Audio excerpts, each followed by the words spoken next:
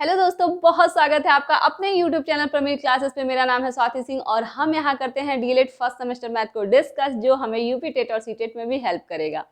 तो कल हमने देखा था परसेंटेज के कुछ कॉन्सेप्ट और उस पर हम आधारित कुछ क्वेश्चन भी सॉल्व किए थे। तो आज हम कुछ और कॉन्सेप्ट देखेंगे और क्वेश्चन सॉल्व करेंगे। तो चलिए स्टार्ट करते हैं। तो देखिए, आज है हमारा कॉन्सेप्ट पहला, एक्स वाई का कितना प्रतिशत है। एक्स वाई का कितना प्रतिशत है।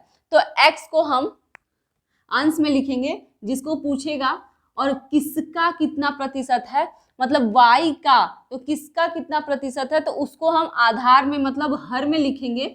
तो x अपॉन y हो जाएगा और गुणे 100, प्रतिशत के लिए पूछा है तो 100 कर देंगे। ठीक है, अब जो आंसर आएगा वो हमारा प्रतिशत में आएगा। ठीक है, जो आंसर आएगा वो होगा कि x y का कितना प्रतिशत है। तो x y का कितना प्रतिशत है वो हमारा आंसर आएगा। जैसे कि अगर हम उस पर क्वेश्चन देखें कि 20-50 का कितना प्रतिशत है, 20 जो है 50 का कितना प्रतिशत है। तो अगर हम वैसे फॉर्मूले पे सॉल्व करें तो देखिए 20-50 का किसका कितना प्रतिशत है उसको हम आधार में मतलब हर में लिखते हैं और गुणे 100।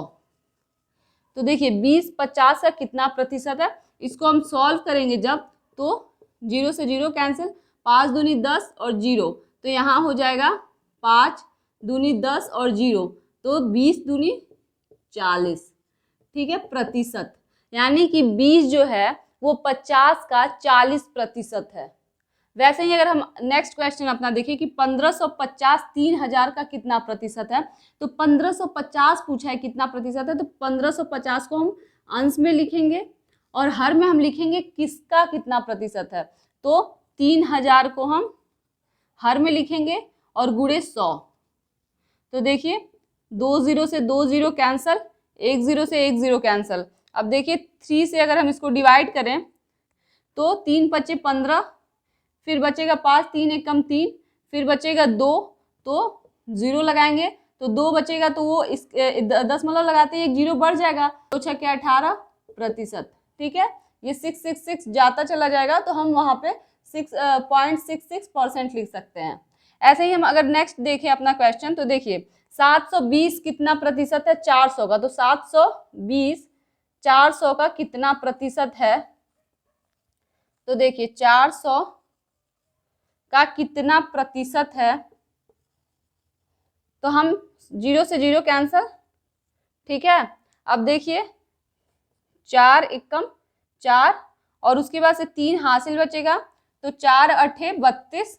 ठीक है, 4 एकम 4, 4 दूनी 8 हो जाएगा, तो ज़्यादा हो जाएगा, तो इसीलिए 4 एकम 4 और 3 हासिल गया, तो 4 8 32 और 0 हमारा है।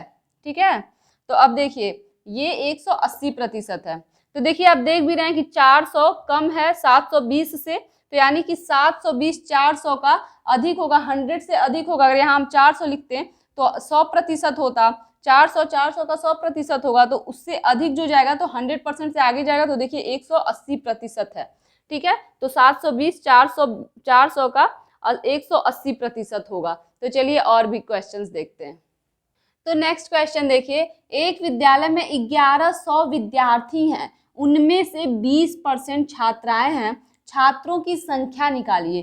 तो 1100 का 20% छात्राएं हैं। तो हमने कल देखा था कि 1100 या फिर कोई भी नंबर हो, जैसे 700 का 50% कितना होगा, 400 का 20% कितना होगा, ऐसे हमने निकाला था। तो 1100 विद्यार्थी हैं, तो 1100 का 20%, 1100 के 20% छात्राएं हैं, तो 1100 का पहले हम 20% निकालेंगे। ठीक है, 20%, तो 1100 का 20% क्या होता है, 0 से 0 कैंसिल, 0 से 0 कैंसिल। ठीक है, तो देखिए 11 दूनी 22, 11 दूनी 22 और 0, तो 220 जो हैं वो छात्राएं हैं। तो बाकी जो होंगे वो क्या होंगे, वो छात्र होंगे। ठीक है, 1100 के 20% मतलब 220 छात्राएं हैं, तो 1100, तो छात्रों की संख्या, छात्रों की संख्या क्या होगी, 1100 में से हम 220 को घटा देंगे तो जो आएगा वो छात्रों की संख्या होगी। तो देखिए 0 से 0 गया 0, 10 में से 2 गया 8, और फिर यहाँ पे 10 से 2 गया 8, तो 880 जो होंगे वो छात्र होंगे, ठीक है। और अगर हम इसका एक और तरीका देखें तो देखिए, कोई भी संख्या जो है, जैसे 1100 है जो विद्यार्थी, एक स्कूल के विद्यार्थी अगर 1100 हैं तो वो टोटल 100% के बराबर होते हैं। मतलब कि टोटल को हम 100% मानेंगे। पूरे विद्यालय में 1100 ही विद्यार्थी, मतलब पूरे विद्यार्थी 1100 हैं तो 1100 जो है वो 100% के बराबर हैं। तो 100% में 20% छात्राएं हैं, तो यानी कि 80% छात्र होंगे। तो हम अगर 1100 का सीधे छात्रों की संख्या निकालने के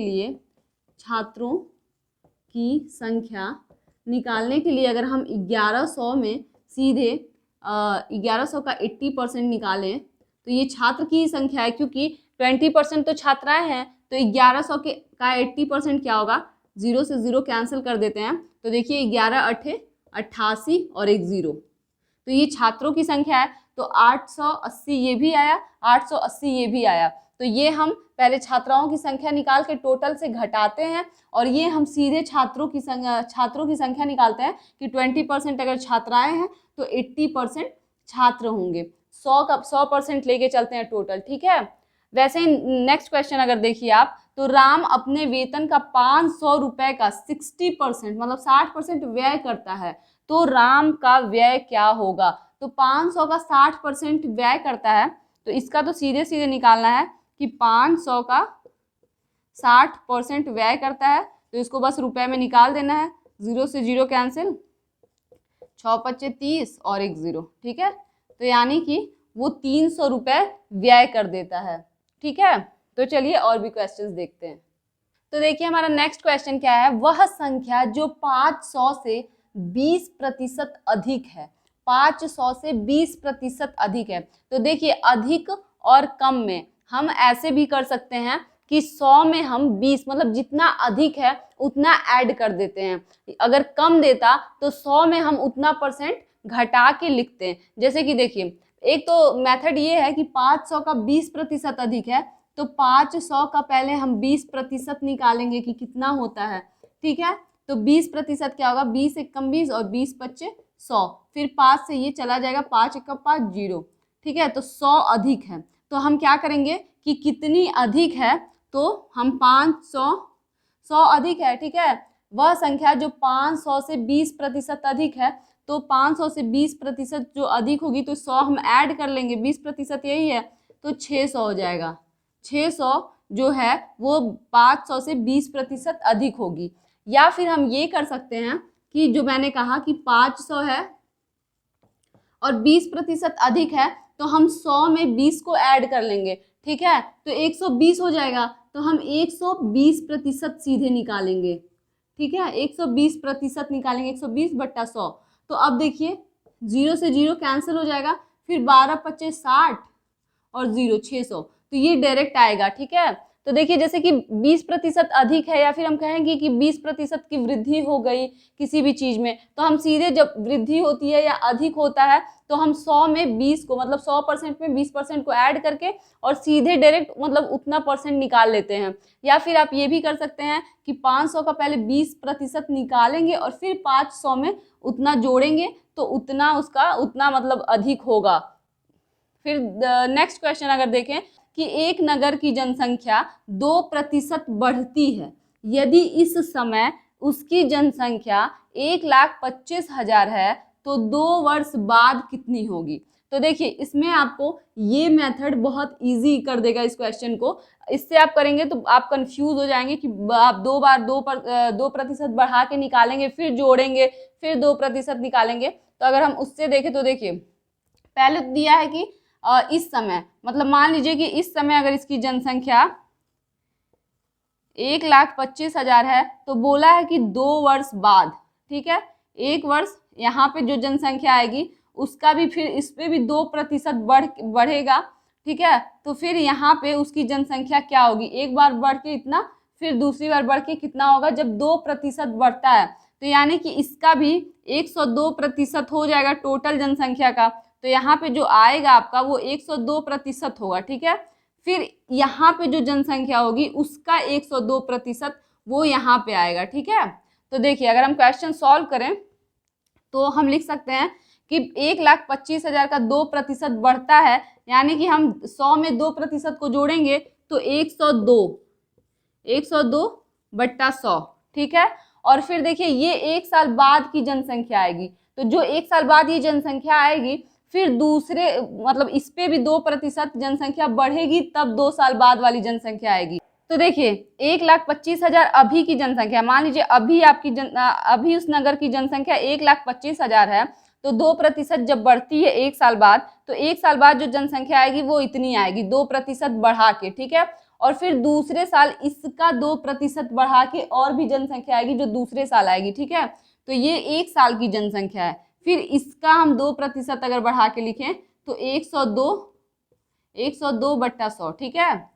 क्योंकि ये 1 साल बाद ये जनसंख्या होगी, फिर उसमें भी 2% बढ़ती है, क्योंकि लिखा है कि एक नगर की जनसंख्या 2% बढ़ती है। यदि इस समय उसकी जनसंख्या 1,25,000 है तो 2 वर्ष बाद कितनी होगी, तो बढ़ रहा है 2%, तो 1 साल बाद बढ़ के इतना होगा और फिर इतने का 2% फिर बढ़ेगा जो दूसरे साल बाद जो पूछा गया आपसे, ठीक है। तो आप इसको सॉल्व करेंगे, तो अगर आप सॉल्व करें तो देखिए 0 से 0 कैंसिल, 1 0 से 1 0 और 1 0 से 1 0 कैंसिल, ठीक है। अब आप अगर देखें इसको तो हम 5 से इसको डिवाइड कर सकते हैं, तो 5 दूनी 10, और इसको देखेंगे तो 5 दूनी 10, 5 पच्चे 25, ठीक है। अब देखिए 2 से इसको डिवाइड करिए, 2 पच्चे 10 और 2 1 कम 2। अब हम अगर इसको मल्टीप्लाई कर लें, 25 गुणे 102 गुणे 51, ठीक है। इसको मल्टीप्लाई करने के बाद हमारा आंसर क्या आएगा, तो हम इसको अगर मल्टीप्लाई करते हैं तो देखिए 25 दूनी 50, 5 बचा, फिर 5 25 से कम 25। अब इसमें हम 51 का जब मल्टीप्लाई करेंगे तो देखिए 25,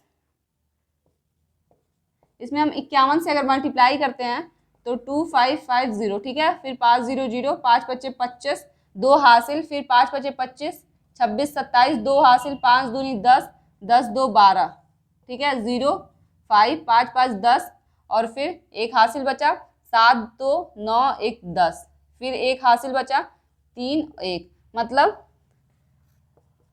130050, ये हमारा आंसर हो जाएगा। 2 साल बाद जो 1,25,000 जनसंख्या थी वो 1,30,050 हो जाएगी, ठीक है।